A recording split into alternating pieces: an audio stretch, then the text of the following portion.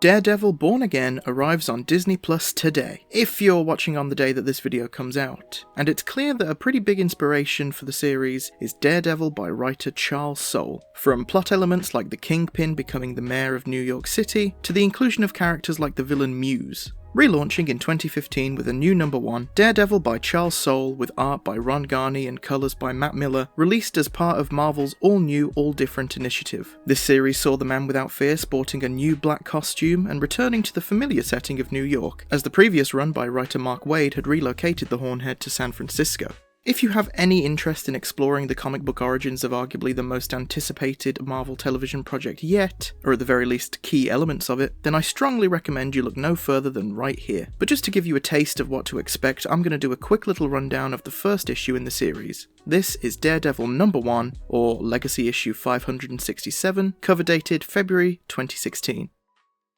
The comic opens with Daredevil diving headfirst into the East River after a police informant by the name of Billy Lee has been thrown to his death from atop Manhattan Bridge by the gang he's been providing the info on. This is Ten Fingers' gang, although we don't yet see the man who the gang is named after himself, who are operating out of Chinatown. We get a showcase for Daredevil's powers as he manages to rescue Billy from a watery grave, and despite a suggestion from him that both he and Daredevil simply sneak away now, with the gang members assuming that they both just drowned, Daredevil isn't interested in letting them get off that easy. A brawl breaks out, Daredevil is scraped by a bullet, and it's here that we are introduced to Blind Spot, Daredevil's new protege. Blind Spot is able to turn invisible through use of the suit that he wears, and in doing so aids Daredevil in taking down the rest of Ten Fingers' gang. The two part ways after scheduling in some training for the following day, and we then make our way to an apartment where Daredevil has allowed Billy Lee to stay for the night. But a disapproving Foggy Nelson raises concerns that Daredevil isn't looking out for him, feeling like the fact that only he knows that Matt Murdock is Daredevil puts him at risk of danger. Matt is quite dismissive of his old friend's fears. The following scene sees Daredevil utilising his civilian identity as prosecutor Matt Murdock to convince Billy Lee, who understandably is fearing for his life, testify against Ten Fingers. The issue closes out by giving us a look inside Ten Fingers' gang. One member appears desperate to offer Ten Fingers one of his own fingers, but is denied from doing so on account of the recent failure of being unable to kill Billy Lee and Daredevil. The final page reveals to us that Ten Fingers is named as such because he sports not simply 10 fingers altogether, like most of the rest of us, but in fact 10 fingers on each hand. Although more importantly here we can see that Blind Spot, the new hero Daredevil has taken to training, is in fact part of Ten Fingers' gang, and has been tasked with killing both Billy Lee and Matt Murdock.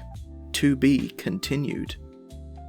I really love this first issue. Right off the bat, I think the art is gorgeous. Ron Garney does some excellent work with the pencils and inks, but I really think the colouring by Matt Miller is what brings it all together. To have such a muted palette throughout, but to also emphasise certain colours like the red accents on Daredevil's suit for example, creates some really striking images. It goes a long way to carving out a really unique identity for this particular run on the character. Not only that, I think decisions Charles Soule makes in the writing of the story obviously contribute to this as well. The concept of essentially giving Daredevil a sidekick, the decision to make Matt Murdock a prosecutor instead of his usual role as a defense attorney, the choice to zone in on Chinatown as a setting, it all really sets this series apart. I don't think there's another run on Daredevil that looks and talks this way. As a first issue as well, it does a good job setting the stage for what's to come. We establish our villain, what Matt Murdock is up to in and out of costume. We have conflict set up ready for some good drama, namely what's going on between Matt and Foggy, and then of course the end reveal with Blind Spot. It certainly leaves you wanting more, as any good comic book should.